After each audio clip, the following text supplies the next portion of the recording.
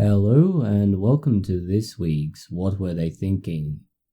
We begin with the continuation of the panic about the Wuhan coronavirus, whether that is panic buying of toilet paper and other long-life items in the supermarket, or people being shifted off to unknown and unreliable hospitals in China. This week we begin in particular with the World Health Organization's decision to describe it as a pandemic. Pandemic is distinct from other classifications. It describes a disease which has not only spread to multiple countries, but has begun to spread within and then out from these countries. Northern Italy being a perfect example, it is the hotbed of European infection, with most cases being traceable to that location. Others have come directly from China, America, or other countries, but the majority can be taken through a pathway that goes to northern Italy eventually. The decision to name it a pandemic has been on the books for a while now, with many wondering why the World Health Organization has held off so long. We don't know why that is exactly. The World Health Organization has said that they chose to delay that decision in an effort to properly assess the impact and effect of the outbreak of the Wuhan coronavirus.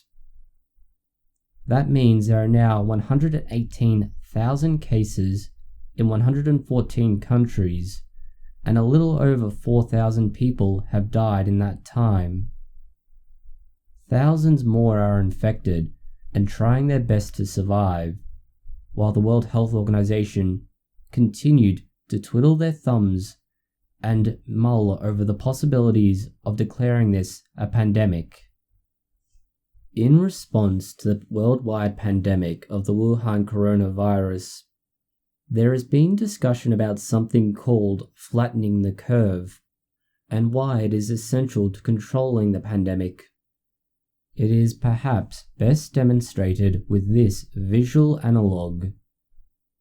The notion is to decrease the single time frame incidence and instead allow for the same number of people, or prospectively less, over a longer time frame.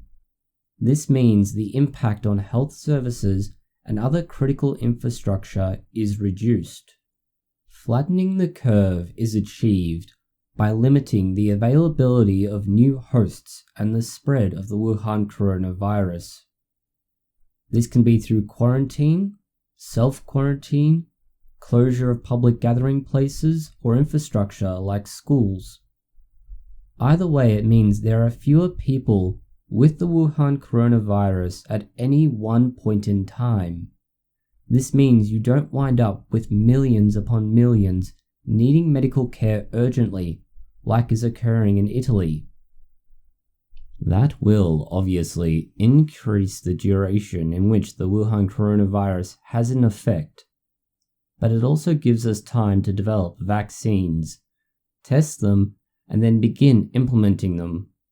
A necessary evil, but one that could be extremely effective in gaining that invaluable time. As a side note, that analog with the matches perfectly demonstrates why those who are sick with other diseases, like influenza or even the common cold, should be isolating themselves, taking plenty of fluid and rest, as is the general medical advice for anyone in that situation. Removing themselves from the pool of possible people to infect others minimizes the possibility of giving a disease to those who already do not have it. One of the obvious but unexpected byproducts of the Wuhan coronavirus has been identified in Hong Kong hospitals. That is, those who have developed the disease have demonstrated a significant reduction in lung capacity after they recovered. This was found to be up to 20 to 30% of their lung function lost after they recovered from the Wuhan coronavirus. This would significantly limit their ability to do any kind of cardiovascular exercise, common examples being running and swimming. there is possibility that they may recover some of that up to 30% lung function, but there's also a chance that they may not, and this means the extremely elderly or those who are immunocompromised need to be even more careful, as even if the disease itself does not kill them, their quality of life could be greatly diminished in the long term. As was mentioned with the idea of flattening the bell curve, most of the medical systems in developed countries are going to struggle in coping with the Wuhan coronavirus. The simple reality is, they were never designed with this many patients in mind, and it is one reason why a pandemic is such a big problem. Some countries have as few as 2.4 hospital beds available for every 1,000 people. Other countries have significantly more. Others may have significantly less. This means that the health services cannot cope after a point. One conversation that's been found online looks at what hospitals are faced with when this happens. The exchange is supposed to have been conducted with an Italian doctor who is being put in the position where they must triage patients for those who are likely to survive. They have fundamentally been told that with the shortage of ventilators and other equipment, they need to give it to those patients who have a chance of surviving long term and coming back as productive members of society. That is, those who are between 30 and 60 years old. They've been told if they're outside of this age range, or unlikely to recover, they are not to be intubated. As harsh as it is to say, these are practically war-like conditions in which field hospitals would have to have chosen which soldiers would survive, which soldiers might survive with assistance, and those who should be left to die. The reality is, at least in most countries, this degree of triage and almost brutal efficiency is unlikely to get to that point, but it is making it necessary for many hospitals to choose how and when to intervene with a patient. Considering this and the austerity measures many hospitals are forced to take, Italy would be welcoming the shipment of supplies China has sent to them. China has sent out massive amounts of medical supplies, which includes masks and respirators that are sorely needed in Italy. This is meant to help them in coping with the spread of the Wuhan coronavirus. In reality, it may do very little at this stage to stem the rising crisis that is an overwhelmed Italian medical system. But the hopes are that with the extra equipment and necessary medical supplies, they might at least be able to flatten that curve and eventually begin to catch up. The question is, how long will it take, and what will the effect be for the thousands, tens of thousands, if not hundreds of thousands of Italians who are already being affected by this in one way or another? There is some discussion about which is worse at the moment, the Wuhan coronavirus itself or the panic that is being caused and surrounds it. As was said at the beginning, in many countries there has been panic buying of basic essentials like toilet paper, water, and canned food, staples for most people. In other cases, it has led to stigmatization of certain groups, either belief that they themselves carry the disease or are responsible for it. In either regard, there's been a lot of social and economic impact from the disease that isn't tied into the disease itself.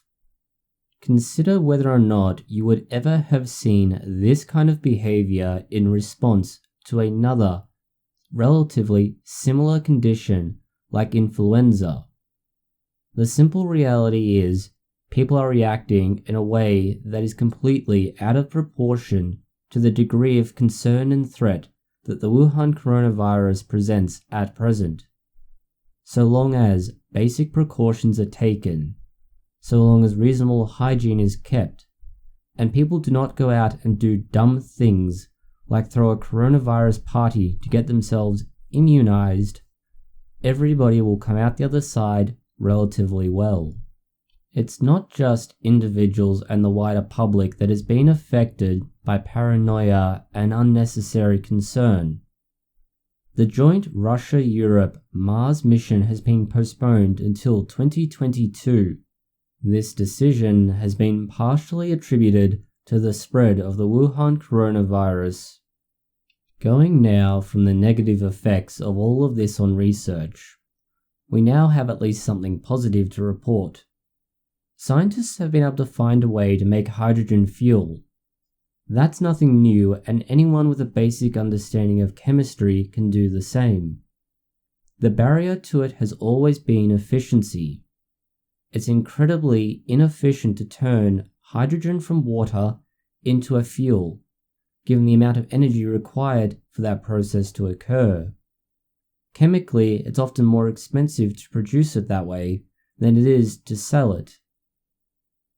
These scientists found a way to make it 25% more efficient than current methods allow for. They were able to use water, methanol, and rust, otherwise known as iron oxide.